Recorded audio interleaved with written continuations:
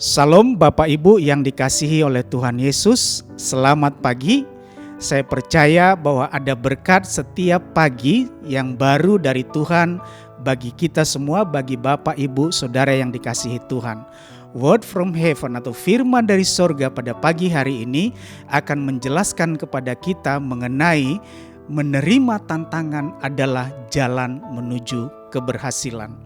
Ada banyak orang lari dari tantangan. Ada banyak orang takut menghadapi tantangan. Ada banyak orang menghindari tantangan. Sama halnya ketika orang Israel ditantang oleh Goliat, seorang raksasa itu yang tingginya 2,5 meter. Dia menentang pasukan tentara Israel dan seluruh pasukan tentara Israel tidak berani menerima tantangan tersebut. Termasuk Raja Saul. Raja Saul yang tingginya lebih daripada rata-rata orang Israel. Orang Israel itu tingginya hanya sebahu Raja Saul. Pada saat itu Saul sudah menjadi seorang raja. Dia adalah seorang pahlawan yang perkasa. Tetapi tetap saja Saul tidak berani menerima tantangan Goliat. Apalagi tentara Israel yang memiliki tinggi rata-rata, semuanya takut terhadap tantangan Goliat. Tetapi Bapak Ibu Saudara yang terkasih dalam Tuhan Yesus, ada satu orang pemuda yang berani menerima tantangan. Sebenarnya pada saat itu seorang pemuda ini yang bernama Daud, ini adalah masih seorang pemuda yang bukan termasuk di dalam pasukan tentara Israel.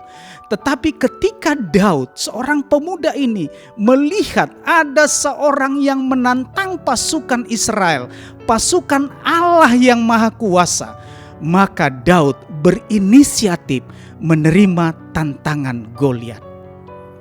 Meskipun sebenarnya ini bukanlah pertempuran Daud, sebab Daud masih seorang pemuda.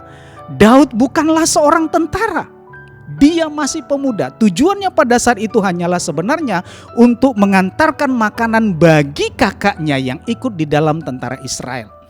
Firman Tuhan di dalam 1 Samuel 17 ayat 45, 46 dan 47 katakan demikian.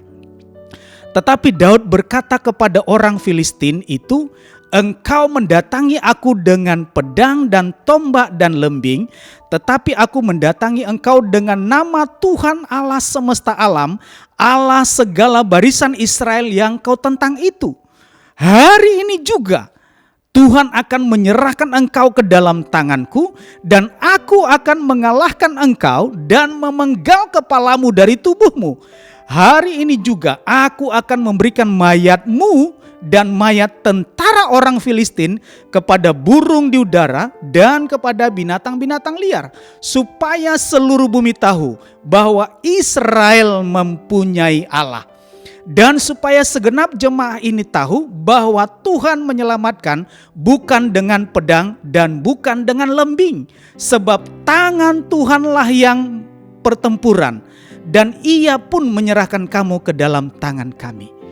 Bapak Ibu yang terkasih di dalam Tuhan Yesus, Daud mengetahui betul, menyadari betul kenapa Daud berani menerima tantangan. Bahkan bukan hanya menerima, tetapi berinisiatif untuk mengambil tantangan Goliat tersebut. Meskipun sebenarnya itu bukanlah tanggung jawab Daud, bukanlah pertempuran Daud, sebab dia bukanlah seorang tentara, dia bukan seorang pasukan. Ada satu kunci kenapa sampai Daud berani menerima tantangan tersebut. Apa yang menjadi kunci sehingga Daud berani menerima tantangan tersebut? Firman Tuhan katakan begini. Samuel mengambil tabung tanduk yang berisi minyak itu dan mengurapi Daud di tengah-tengah saudara-saudaranya. Sejak hari itu dan seterusnya berkuasalah Tuhan atas Daud.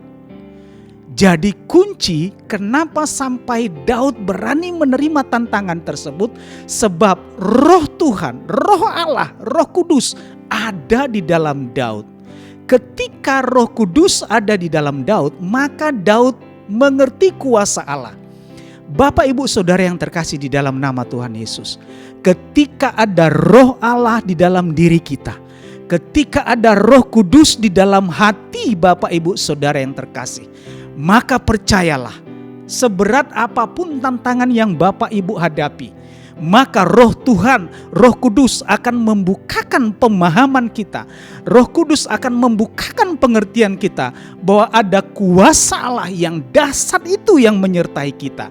Sehingga sebesar apapun tantangan yang ada di depan kita, maka ketika kita mengetahui ada kuasa Tuhan yang beserta kita, ada kuasa Tuhan yang ada di dalam kita, maka kuasa Tuhan itu yang melalui diri kita mengalahkan tantangan demi tantangan yang setiap yang ada pada kita. Sehingga ketika kita menang dalam tantangan demi tantangan, Tuhan berikan kemenangan demi kemenangan bagi kita.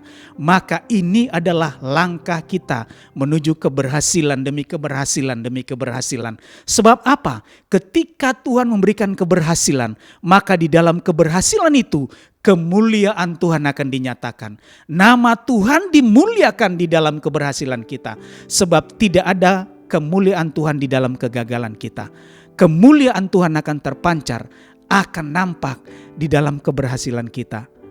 Tuhan memberkati. Mari kita berdoa.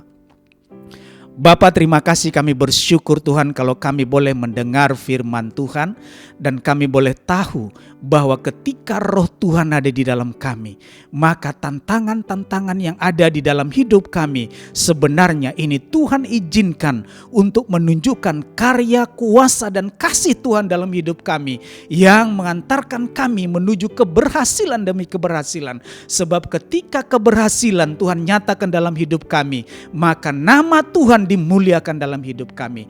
Terima kasih Bapa, biarlah dengan iman oleh firman Tuhan kami siap menghadapi apapun tantangan yang ada di depan kami pada hari ini.